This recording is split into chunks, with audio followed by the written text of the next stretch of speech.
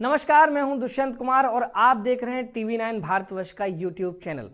एक के बाद एक नौकरी बदल ली है या फिर किसी दूसरी वजह से अलग अलग बैंकों में अकाउंट खुलवा रखे हैं तो जरा संभल जाइए, क्योंकि एक से ज़्यादा बैंक अकाउंट खुलवाने के बहुत सारे नुकसान हैं और इस बात को कम ही लोग जानते हैं कि इससे आपकी फाइनेंशियल हिस्ट्री खराब हो सकती है।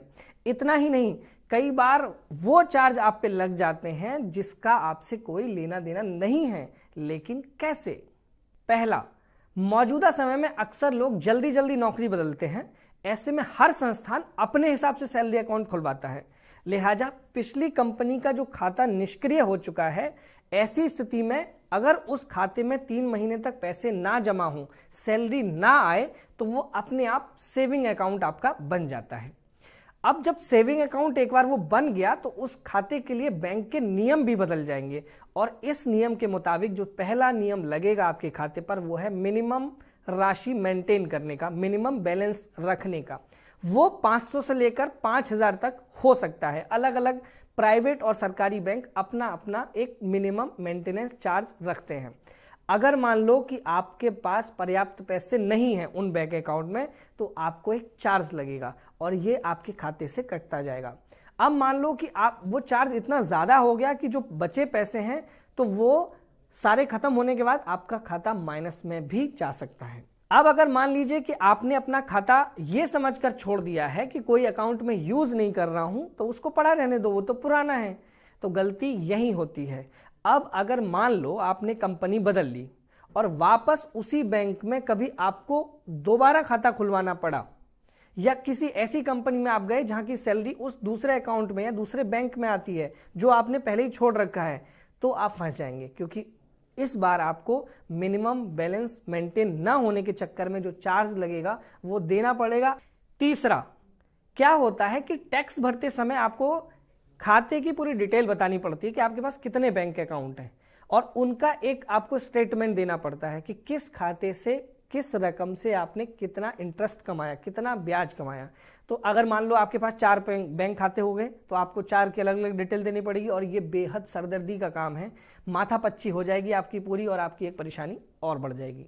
सवाल अब ये है कि मान लो ये जो नुकसान आप कर रहे हैं एक से ज़्यादा बैंक अकाउंट लेके, अगर आपके पास बैंक अकाउंट है तो आप उनको बंद कैसे करेंगे? ये भी बड़ा आसान है। खाता बंद करने के लिए आप क्या करेंगे? डी लिंकिंग खाता फॉर्म भरना पड़ेगा आपको और उसके लिए क्या करना पड़ेगा? बैंक की ब्रांच में जाइए, फॉर्म मांगिए और आपका खाता क्लोज हो जाएगा।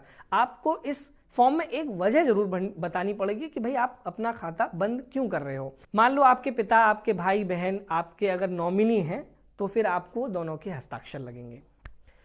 ये खाता बंद कराने के लिए आपको शाखा में जाना पड़ेगा, क्योंकि ये सेवा अभी ऑनलाइन नहीं है।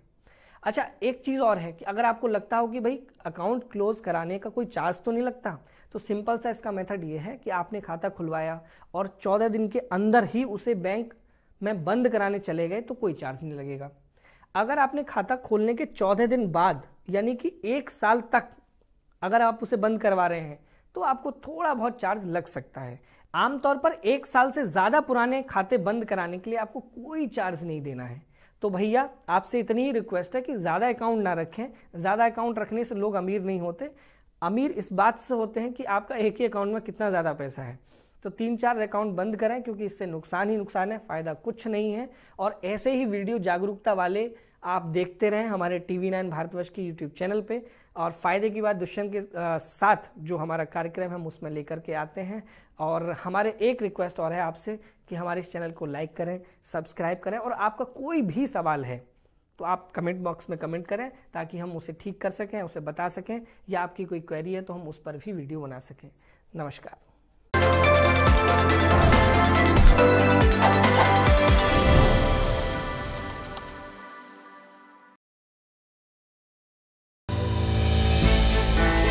हमने की गलती फिर एक बार, कोरोना ने किया दोबारा प्रहार। मास्क, 2 गज दूरी, करें अपनी सुरक्षा पूरी। कोरोना टीका हम सबको लगाना है, मिलकर साथ समझदारी से कोरोना को हराना है।